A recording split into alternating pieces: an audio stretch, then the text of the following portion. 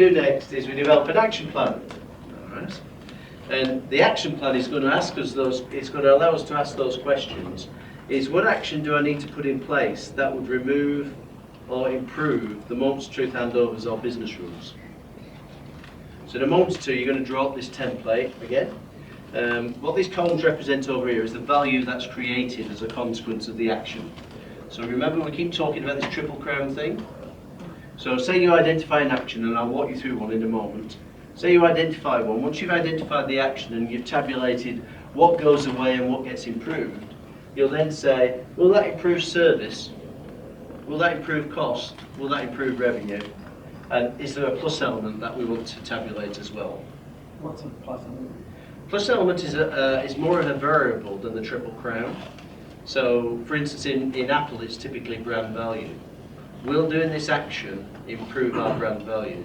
It might be, for instance, say you're in the middle of a regulatory review, the plus element might be, will this help us become more compliant? Right. So it tends to be less permanent than triple crown, and tends to be like a flavour of the month. So if we're going to go into another recession, then obviously controlling costs is very important, but in terms of not compromising service, there'll be plus elements that you'd identify which are peculiar to this year. It doesn't change every week or every project, but it's peculiar to that time scale that you're in. Make sense? So in terms of what we're going to be trying to do, we're going to be trying to identify actions which will grow our revenue, reduce our costs, and improve our service. So there's the action plan. What it looks like as you tabulate it is like this. Okay. So it looks a bit scrappy, but then that's the point of it. You're going to change your mind, and you can see these guys have identified an action which is remove the assessor. And if you remove the assessor, so let's examine that one for an instance. What's an overriding assumption of insurance companies?